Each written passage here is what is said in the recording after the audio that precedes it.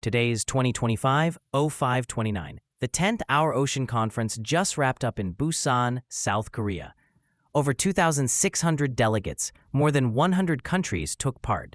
So this isn't just another summit. Did you expect a $9.1 billion pledge? Honestly, I didn't. The scale caught me off guard. Since 2014, these conferences have raised almost $170 billion. But this year set a new high.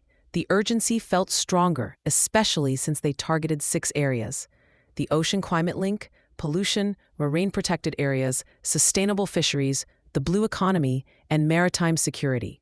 Still, I keep wondering, how will that money actually be used? Is it really targeted or just a headline?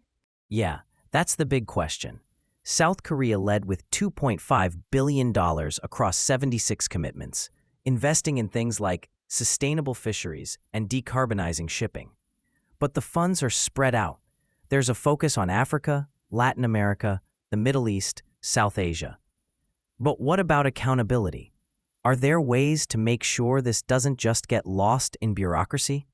That's always a worry. Now, all commitments are publicly documented and tracked. There's a move towards transparency, so governments, NGOs, and civil society can check every dollar. The thinking is, if it's all out in the open, there's constant pressure to actually deliver. But the real test is whether they follow through, especially in regions that haven't had this scale of support before. Let's talk about the High Seas Treaty. At the conference, South Korea ratified the Biodiversity Beyond National Jurisdiction Agreement. That's significant, since only 21 out of 113 countries have ratified so far. The treaty needs 60 to take effect. If that happens, does it really change how international waters are managed? It could if it goes through. The treaty would extend protections to huge areas of ocean, not under any single country's control. Right now, that's mostly a legal gray area. If enough countries ratify, we could see new rules for conservation, sustainable use, even enforcement far from shore. But until that happens, it's more of an aspiration than an actual shift.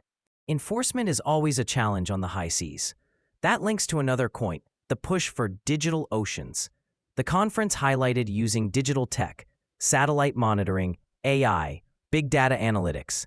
How does that actually help? Picture this. You could track fishing fleets or oil spills in real time, anywhere on the planet. Digital tools let us see what's happening below the surface, both literally and in terms of data.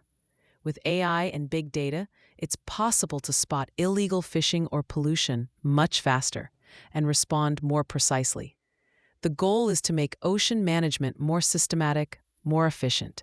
But there's an issue: the digital divide. Will everyone have access to this tech?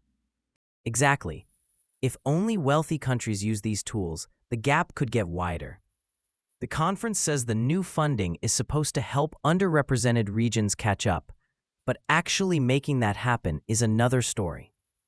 One thing I'm wondering, are these commitments mostly about marine life, or do they reach further? They reach much further.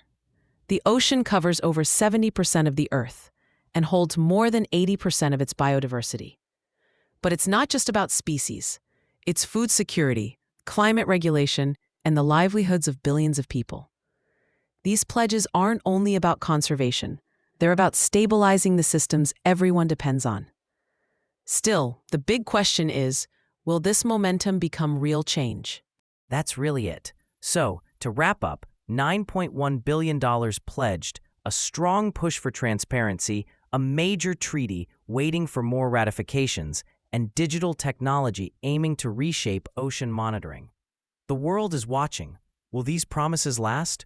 We'll be following every step. Thanks for joining us for this deeper look at ocean conservation. Thank you for listening. This episode was brought to you by mynews.studio. Try it now for free.